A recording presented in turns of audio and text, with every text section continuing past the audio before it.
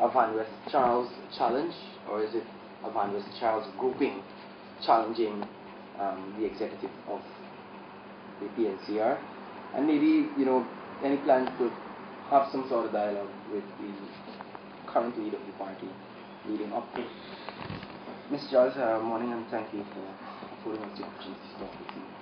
Firstly, first and foremost, what prompted your decision to challenge the current leadership of the PNCR?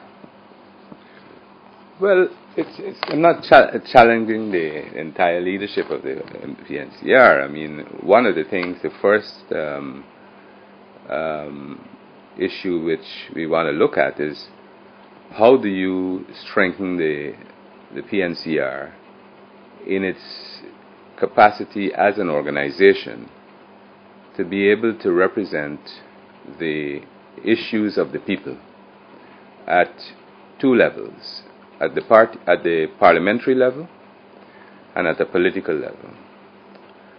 And over the past 5 years, I've been engaging in discussions with various members of the executive,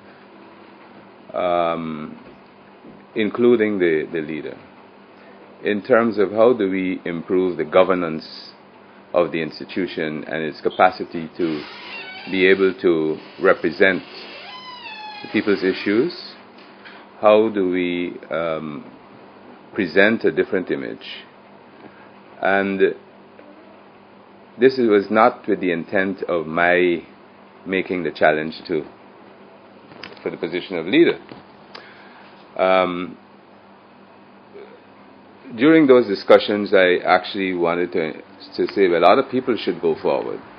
And I've had discussions with a number of other people, and I'm not going to name those people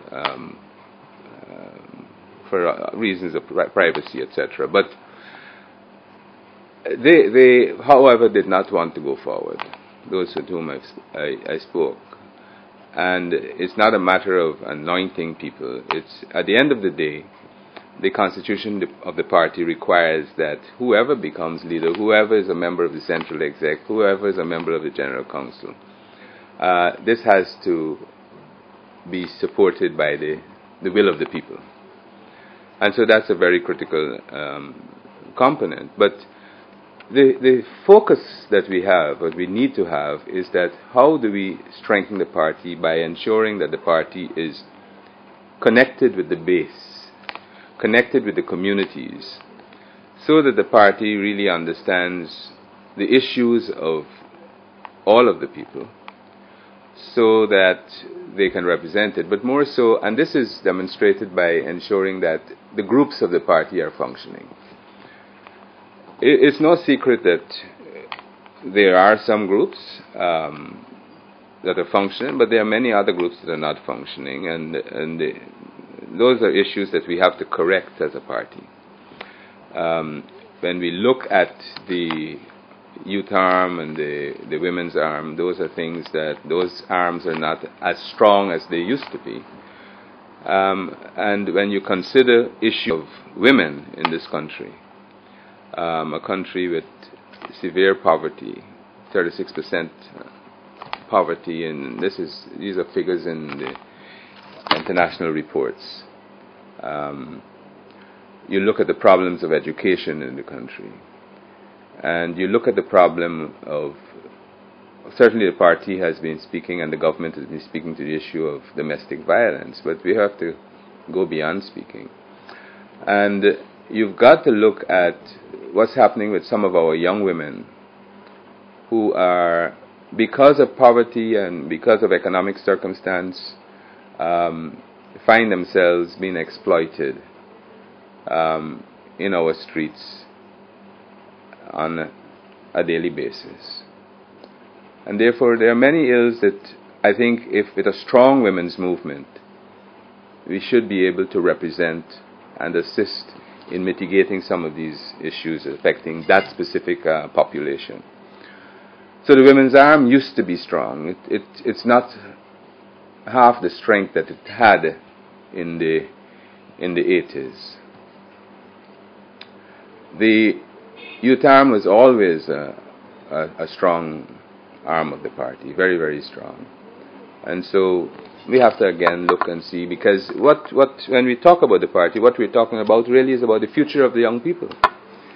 And they have to have a central role in the direction of the party. They have to have a voice in how policy is formulated at the level of the party, not only at the central level, at the regional level, at the community level. So how we bring young people into the direction of the party and give them that place and that voice, and hold true to the intent of giving them that space and that voice, is a very, very critical issue. This is not about me, it's about the future. It's about the future of young people, which means the future of the country. So we've looked and talked about a number of things. For example, one of the things which we've been speaking about in the party since the early 80s, during the then leader, Forbes Burnham, was the issue of primaries. But for over 20-something years, we never got to the stage of effecting it. Now, when you consider what is happening in terms of the global values of transparency and accountability, and being accountable to the membership and the community, as a party, I think it's important not only for the PNC, but for a change in the political culture of the country, that we've got to move away from this point of selecting people and each of these political entities should have internal processes by which, if you, Edward, want to vie to be a member of any political party representing any region in this country, it is not because that you may know somebody who would give you access to that position. It means, therefore, that you should be able to present yourself to the people. And if you've done a good job and you've connected and communicated well, that's the first stage of establishing your connectedness and your accountability with them. So your accountability is not to the person that has identified you to be on the slate, but your accountability really is to the people. And that's the critical thing. And therefore, for me, I think you can't talk about deepening the democracy in the country without the political parties themselves making that leap and that change with respect to its own internal democratic processes. And if we understand where the world is going today, certainly we have to move to that point and change these issues. It comes down also to the electoral processes in the party. You cannot talk about, as a nation, wanting to have a fair electoral process. And I was looking at the TV this morning and looking at the reports from one of the largest democracy in the world, India, for example. And they have instituted electronic voting, and the results have come in and so forth. Each of our organizations, and my own organization, the People's National Congress, has to move at this juncture to ensure that our electoral processes, our internal electoral processes,